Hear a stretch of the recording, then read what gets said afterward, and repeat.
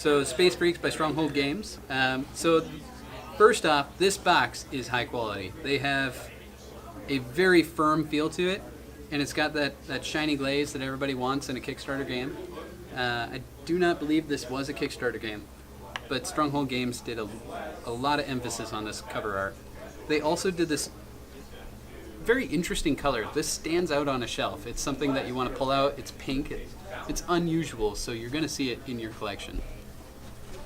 When you open it up, this is not the first time it's been opened, but they've got this rule book that's 15 pages. It has right away a storyline, a comic style feel, and on page 2 goes right into setup. So I appreciate games that start with setup so that you can open it up and go to it, and then it goes into concepts and definitions, because it's going to be using a lot of keywords that maybe overlap a little heavily. So one thing you might know about this game is that it's a miniatures game on a hexagon board. The hexes are very small, so the game fits on a smaller table. But there is a lot of hexes on the board, so it's a very large space that you're playing in, even though the board is smaller. Now, getting past this and the quick reference on the back, you can see these hexes are about 1 inch each. The board itself is 4 square feet. It's double-sided, which gives you the option to have variable gameplay. Each side has its own unique strategies. This side is more open, run and gun, strafe area with lots of poison, or these hexes are radiation, and one central area that becomes kind of a bloodbath zone. The other side is more line of sight blocking. You've got these force fields, so everything on the outside can't shoot things on the inside. And it's also got the central landing pad. So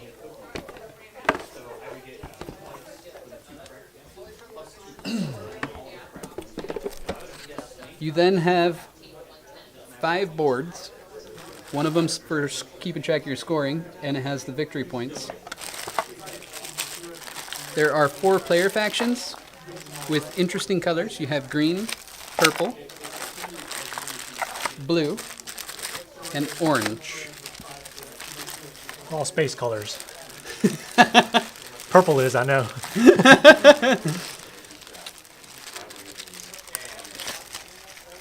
Okay. And the plastics are, they feel alien-like. They're I don't know, they're soft plastic. They're different texture than you normally get from something like CMON games. Mm-hmm. They're more of a soft, undetailed mini. So it doesn't really emphasize painting as much as it emphasizes being a game piece that sparks imagination. Right. I like how he's got some kind of gun and some kind of tentacle in his left arm. Cool. Yeah. In Space Freaks, if you haven't picked up on it, these guys are a hodgepodge of different parts that sports coaches. Deathmatch. No waste. Oh, got another head? Yeah, just got one. All right. All right, so what do we have here? So here, there are neutral minis that are available to all players. You've got more than enough of each type of mini. So there's an equal number of minis to the number of cards that are in the deck. What you'll do is you'll take one of these neutral minis and put a base on it of your color when you play that card. Once again, get a close up. Back up, you guys. Backing up. There we go. Turn away. So you've got a robot with 2 twin blasters and a melee-style alien. All right. We've got, these are what were they? These are the sponsor cards. Sponsor cards. Thinking Hunger Games.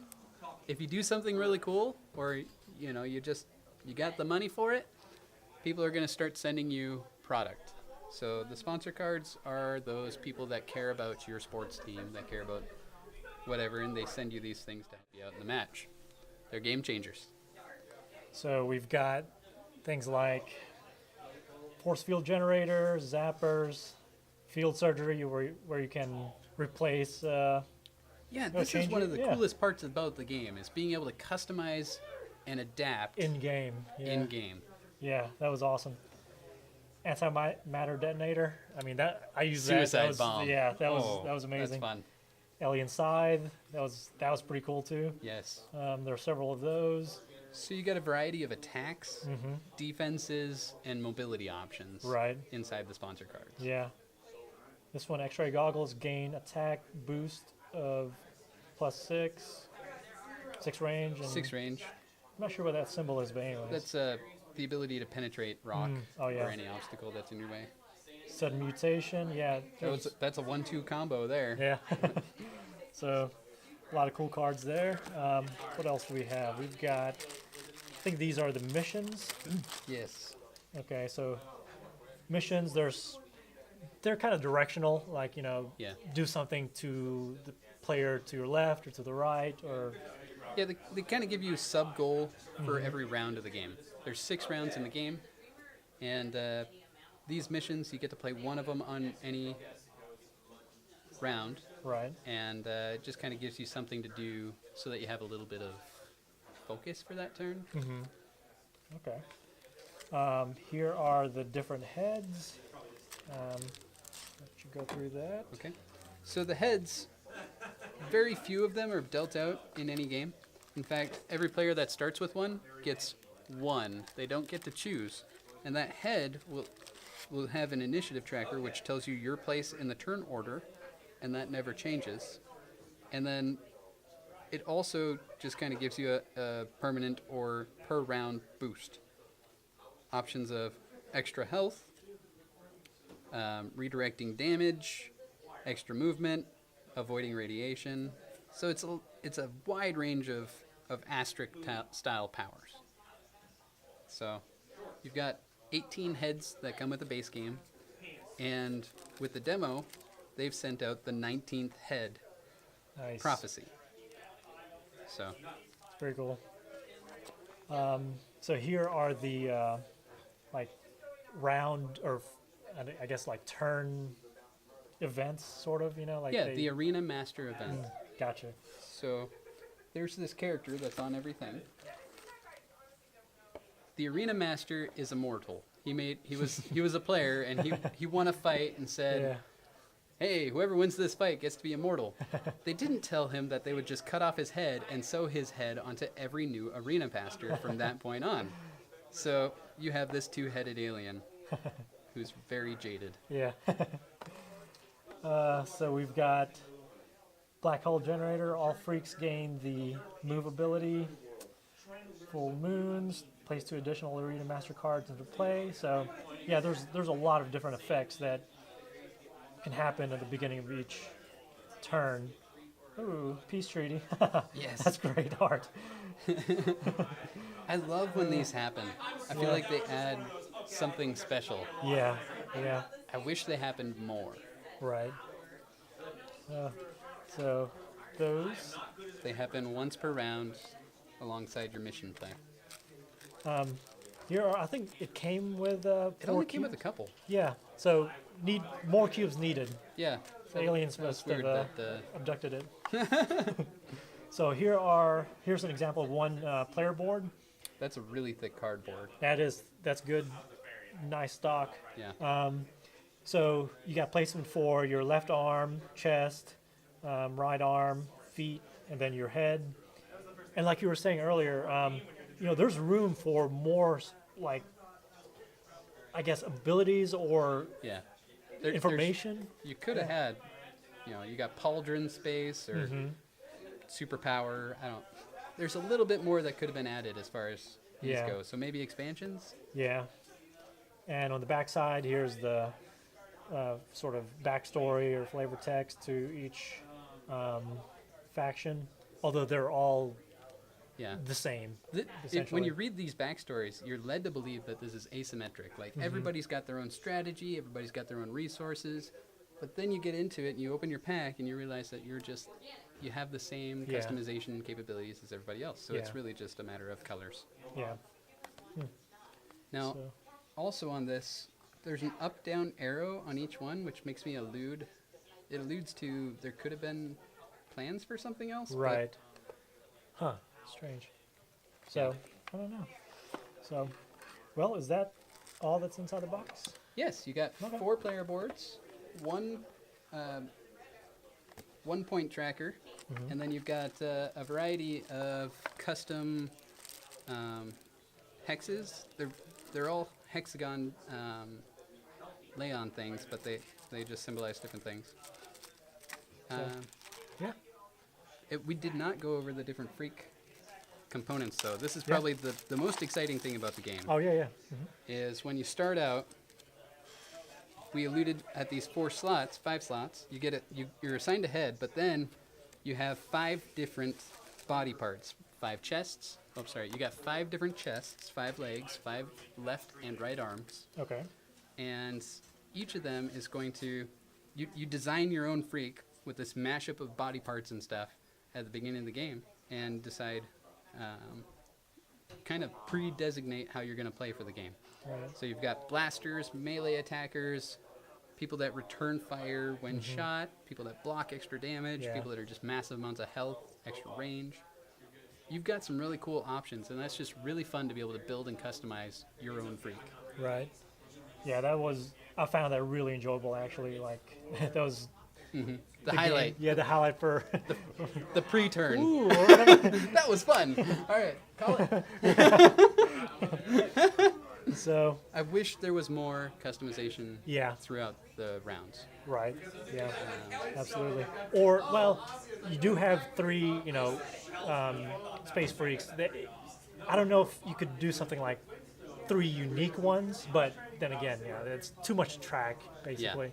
But, no, it's cool. So, I'd like more of a play and counterplay kind of thing, where yeah, you adapt to your opponent's strategies, and then right. it Yeah. makes it chessy.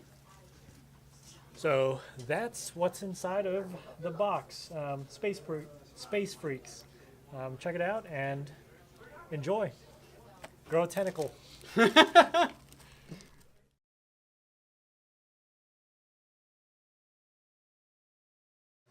Hello. Today we just played Space Freaks here at our friendly local game store. Port Z. So, it was our first playthrough of the game, and you played it at least. Yeah, I'm the Envoy Herald, so I've played this several times, and had the privilege of knowing the rules and kind of helping with the coaching of the game.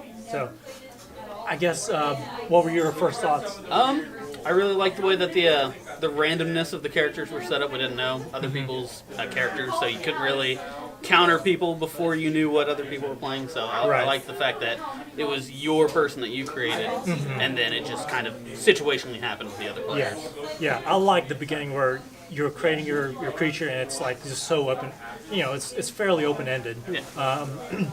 There are some things to consider, but you don't know like what exactly is going to help you out the most, but just the creation part is like really fun. Pretty immersive creation part, and then you get that head right away. It kind of helps focus you a little bit, but it didn't really seem to coordinate so well with a lot of the upgrades. Yeah, So it's not like an intense focus, right. as you might expect. Yeah, I agree. Yeah. So learning the game wasn't, it was easy to learn. it was fairly pretty easy. There were a lot of like really kind of, I don't know, sticky points for me, like just remembering when things activate, when things are, should be applied. It's like, okay, there's that. Right, like this happens except in this case. This Exactly, happens except yeah. then. Yeah. This but not. Yeah. Understandable. Like for such a fairly easy, fun game, it's like, okay, there's a lot of stumbling blocks to get to that, learning, like fully, learned experience, and then just playing through it. And probably one of those things is starting off with so many sponsor cards in your hand. You have all these rule cards, these rule breaking cards. Yeah. You know, these special powers and cannons and stuff, and you get those right off in the beginning, so it feels very front loaded on any new players. Yeah. Yeah, I agree. Yeah. Because towards the end, you kind of run out of those cards, and then you're kind of left with what you have. So I think maybe a card that gave you the stages would have been nice, kind of like how other games kind of say, this will happen, this will happen, and this will happen. Kind of at the end, because I got a little confused at the end. Right. There's a lot of room for that on your freak player mat. Yeah. Absolutely. I mean, it's on the back of the rules. However, I like that quick reference right there. Yeah, so I enjoy quick I references. can plan. Right. So what were some things that you did not like about the game? Just that, I think that was my biggest holdup was I didn't know when exactly we were going to be firing the turrets to placing the turrets to that specific order. I always had to kind of get reference for it because it was a little confusing. But other than that, I really liked it. Yeah. I think. One thing I found kind of disappointing was it might have been just my experience. I don't know if it can be overcome, but if you're the last player, if you're last in the turn order, you're always kind of hosed all throughout the game because you're gonna get to shoot last, your turrets get to shoot last, activate last. It's like you're already gonna be just But hobbled. you also have the information of what people did before you, which is kind of nice because Yeah. I have to move towards you before I can do anything. Right. You do get to do everything last, but you also have last play. Yeah, if you have something big in your pocket that you can pull out at the end. A lot of games have adjusted for this so that you, as a player, you can make the decision as to when you will play, based on what you think is going to be most powerful. So like an initiative tracking system, so that every turn can be different. Yeah. And if there was something like that in Space Freaks, I think it would benefit. Yeah. And yeah, my final thoughts is, it's a great looking game. There's a lot of great fun mechanics with it. There's room for, I think, improvement. There's just little things that just kind of are annoying. Yeah, it's a little rough on the edges. And it can suffer from being front-loaded to scare away new players, and then being dumped all the rules on at the beginning instead of working your way into the rules. Instead, it's like a big surge, wedge shape, and you run out of options at the end. Yeah. I really liked it. I like the play style. I like the run and gun kind of aspect. I like being able to. Well, I played first, so I got to choose what you guys had to do. And so that was a little bit heavy on me, which was nice. But I like the aspect. I like the look of the game. The aesthetic was really pleasing. So. My favorite thing about this game is the line of sight mechanic. I'm so glad it's not just like whatever range. You don't have to look at as much line of sight. It's like straight line. It's gotta be straight. I think that was good to simplify it to that level. Yeah. And secondly, the everybody getting to take a turn into one play. That's good. In a standard miniatures game, having one person play all their stuff and then the other person respond with all their stuff, not so big on that. So this game has a lot more of this going on than it minis game. So that's Space Freaks.